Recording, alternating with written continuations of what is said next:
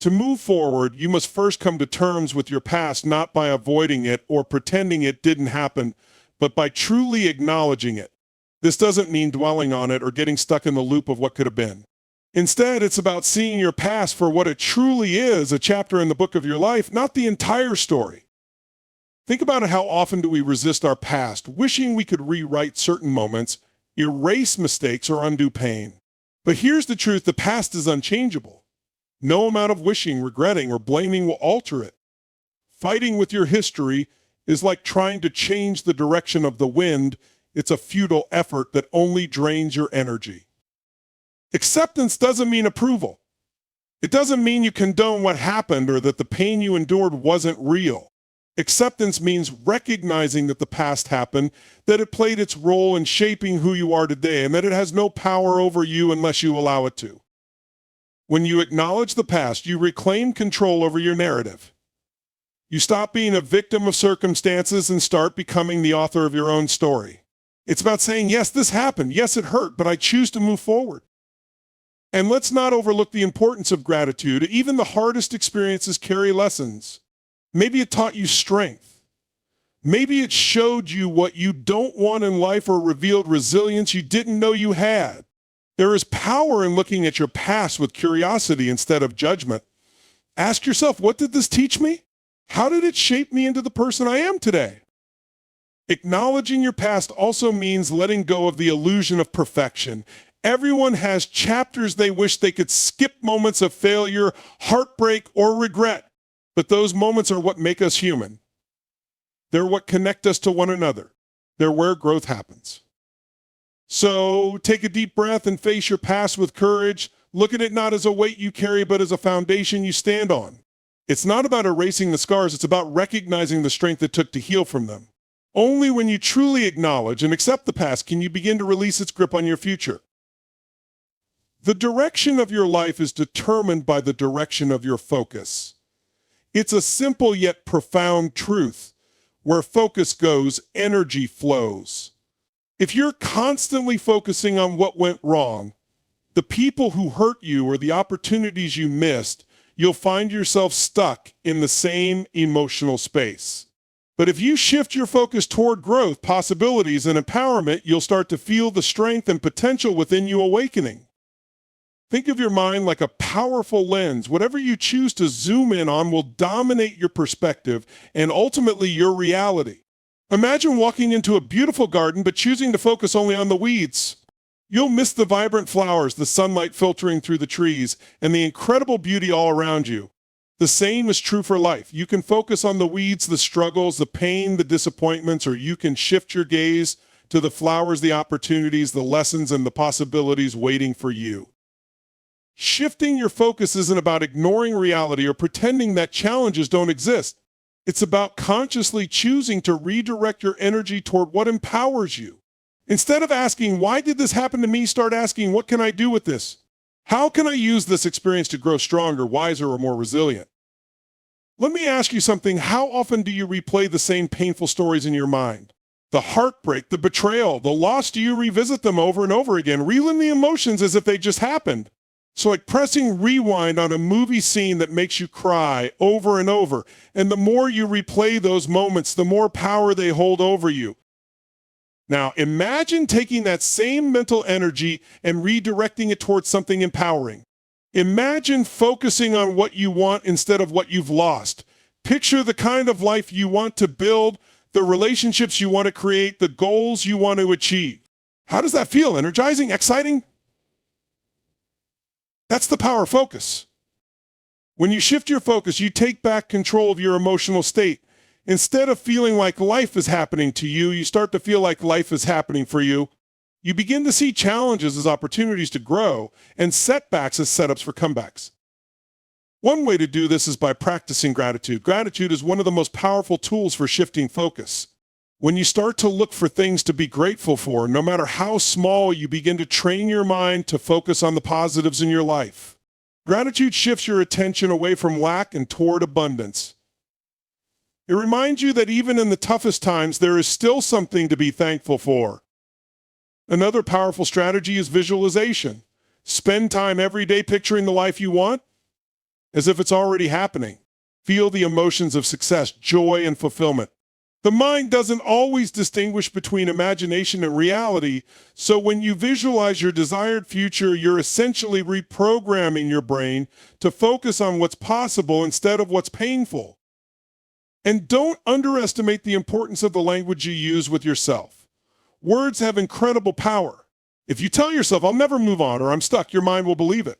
But if you tell yourself, "I'm in control of my life," or "I'm creating a new chapter," you start to shift not just your focus, but your entire mindset. Focusing on empowerment means taking responsibility for where your attention goes. It means recognizing that while you can't always control what happens, you can always control how you respond. It's about stepping into the driver's seat of your life and steering toward a destination that excites you, rather than looking in the rearview mirror at the roads you've already traveled. When you learn to shift your focus, you'll discover something incredible. Your energy, your mindset, and even your life will start to change. Because the truth is, you don't attract what you want, you attract what you focus on. And when you focus on empowerment, growth, and possibility, you begin to create a life that reflects those very things. Emotions are powerful. They can elevate us to incredible heights or anchor us to places we no longer want to be.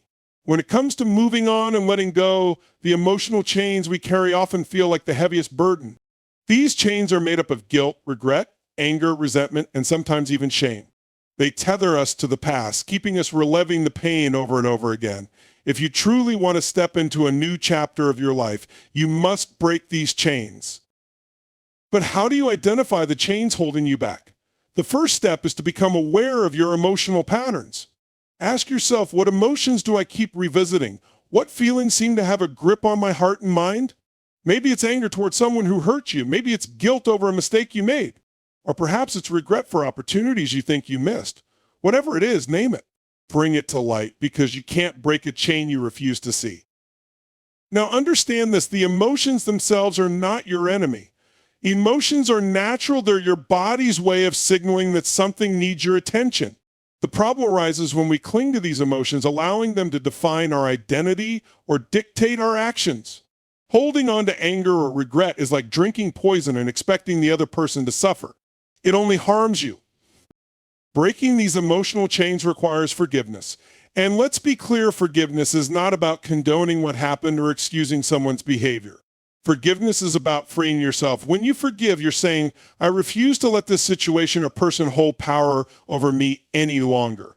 Forgiveness is an act of liberation, not for them, but for you. But forgiveness isn't always easy. It's a process, not a one-time decision. Start by acknowledging how the situation made you feel, and then decide that you are no longer willing to carry that emotional weight. Picture the anger or regret as a heavy backpack. Every time you choose to release a little of it through understanding, compassion, or simply letting go, you lighten your load and take a step closer to freedom. Another part of breaking emotional chains is letting go of self-blame. Sometimes the hardest person to forgive is yourself. You might replay moments in your head thinking, "I should have done this," or "Why didn't I see it coming?" But remember, hindsight is always 20/20. You did the best you could with the knowledge and resources you had at the time. Beating yourself up won't change the past. It will only keep you stuck in it. Instead, focus on what you've learned and how you can grow from the experience. One practical way to release these emotions is to find a healthy outlet for them. Suppressing feelings doesn't make them disappear. It only buries them deeper, where they fester and resurface later. Journaling, talking to a trusted friend or therapist, or even engaging in physical activities can help you process and release pent-up emotions. Sometimes just putting your thoughts into words can be a powerful step toward breaking free. Breaking emotional chains also involves shifting your perspective. Ask yourself, what am I gaining by holding on to this emotion? Often we cling to anger or resentment because it gives us a sense of justification or control.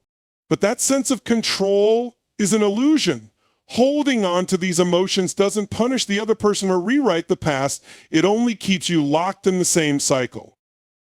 Lastly, recognize that breaking emotional chains doesn't mean the memories will vanish or that the pain will instantly disappear. What it does mean is that those memories and feelings will no longer have the same power over you. They'll become a part of your story, but not the whole story. You'll carry the lessons without carrying the weight. This process takes time, patience, and self-compassion, but every time you choose to let go of anger, release regret, or forgive yourself and others, you're taking a bold step toward freedom. Breaking the emotional chains isn't just about leaving the past behind, it's about reclaiming your power and stepping into the life you deserve. The story you tell yourself about your life is one of the most powerful forces shaping your reality. It influences how you see yourself, how you interact with others, and how you approach the future. But here's the thing, your story is not set in stone. No matter what has happened in your past, you have the ability to pick up the pen, turn the page, and write a new chapter. Rewriting your story starts with recognizing the narrative you've been living by. Ask yourself, what have I been telling myself about my life, my worth, or my abilities? Are you the hero in your story, or have you unknowingly cast yourself as the victim? Maybe your story has been one of struggle, mistakes, or missed opportunities. Maybe you've told yourself that life is unfair, that you're not enough, or that your best days are behind you. These narratives may feel real, but they're not the truth, they're just a perspective. And the good news is, perspectives can change. Start by examining the beliefs and assumptions that have shaped your story. Where did they come from? Are they truly yours, or have they been passed down by others, family, friends, society? Often the negative stories we carry aren't even our own. They're the echoes of someone else's fears, judgments, or limitations. By questioning these beliefs, you create space to replace them with ones that empower you. Rewriting your story also means reframing your past. Instead of seeing your challenges as failures, look at them as stepping stones. Every setback, heartbreak, and obstacle has brought you to where you are now.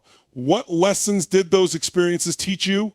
What strengths did they uncover within you? When you shift your perspective, you begin to see your past not as something to be ashamed of, but as a source of growth and resilience. Think about the power of language. The words you use to describe yourself and your experiences matter. If you say, I'm broken or I failed, those words become your reality. But if you say, I'm rebuilding or I've learned, you transform the meaning. Choose words that reflect the strength, wisdom, and potential within you. Visualization is another powerful tool for rewriting your story. Close your eyes and imagine the life you want to create. See yourself as the person you aspire to be, confident, capable, and thriving. What does your day look like? Who are the people around you? What goals are you pursuing? The more vividly you imagine this new story, the more real it becomes. Your mind begins to align with this vision, guiding your actions toward making it a reality. But rewriting your story isn't just about thinking differently, it's about acting differently. What would the hero of your new story do? What habits would they adopt? What risks would they take? Each decision you make, no matter how small, is an opportunity to align with the narrative you're creating. Over time, these small choices build momentum, transforming your story one action at a time. It's also important to surround yourself with people who support your new narrative. If you're trying to rewrite your story but are surrounded by voices that reinforce the old one, it will be much harder to move forward. Seek out those who believe in your potential, who inspire you to grow, and who remind you of the person you're becoming. And remember, rewriting your story doesn't mean erasing the past. You don't have to pretend that painful moments didn't happen or forget where you've been. Instead, it's about changing the meaning you attach to those moments. Your past is not your prison, it's your platform. It's not a burden, it's a gift of experience and wisdom that you can use to propel yourself forward. The process of rewriting your story is ongoing. There will be moments when doubt creeps in, when the old narrative tries to resurface. That's okay. Growth isn't a straight line, it's a journey of continuous effort and self-discovery. Every time you choose to see yourself in a new light, to take a step toward your vision, you're proving to yourself that you are capable of change. Your story is yours to tell.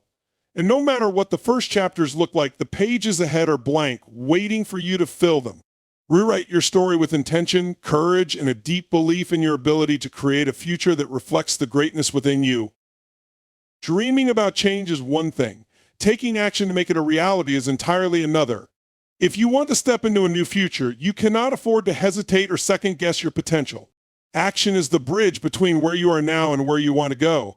Without it, even the most inspiring visions remain just that, visions. Taking decisive action is about making the choice to move forward even when the path is uncertain, and committing to creating a life that aligns with your deepest desires. The first step in taking action is clarity.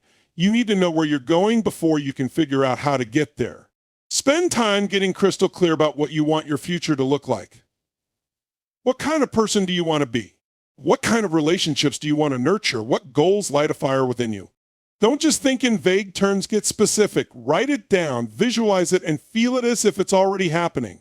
The clearer your vision, the easier it is to take steps toward it. But here's the catch. Clarity alone isn't enough. You must be willing to take that first step, even if it's small, imperfect, or scary. Waiting for the right time is one of the biggest traps that keeps people stuck. The truth is, there's rarely a perfect time to start. Life will always throw challenges your way, and waiting only delays your progress. Decisive action means starting now with what you have, where you are, and don't underestimate the power of momentum. Once you take that first step, the next step becomes a little easier, and the step after that easier still. Progress fuels motivation. The more you act, the more confident you become in your ability to create change. Even small wins build the foundation for larger victories. To take decisive action, you must also be willing to let go of perfectionism. Perfectionism is the enemy of progress. It convinces you that you can't act until everything is perfectly planned or until you're absolutely certain of success. But perfectionism is just fear in disguise, fear of failure, fear of judgment, fear of the unknown. The reality is nothing will ever be perfect. And that's okay. What matters is moving forward, learning as you go, and adapting along the way. Decisive action also requires courage. Change is uncomfortable. It pushes you out of your comfort zone and into the unknown. But growth doesn't happen without discomfort. Courage isn't the absence of fear, it's the willingness to act in spite of it. Remind yourself that fear is temporary, but regret lasts far longer. Every time you take action, no matter how small, you're proving to yourself that you are stronger than your fear. Another important aspect of taking action is consistency. One big, bold move isn't enough to create lasting change. It's the daily, consistent actions that compound over time and lead to transformation. Think about planting a tree. You don't plant the seed one day and expect a fully grown tree the next. You water it, nurture it, and care for it consistently. The same is true for your goals. Consistency, even in small amounts, builds momentum and creates results.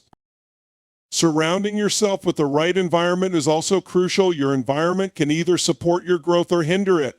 Take a close look at the people, places, and habits in your life. Are they aligned with the future you're working toward? If not, it's time to make changes. Seek out people who inspire and uplift you, spaces that energize and motivate you, and habits that propel you forward rather than hold you back. And don't forget the importance of accountability.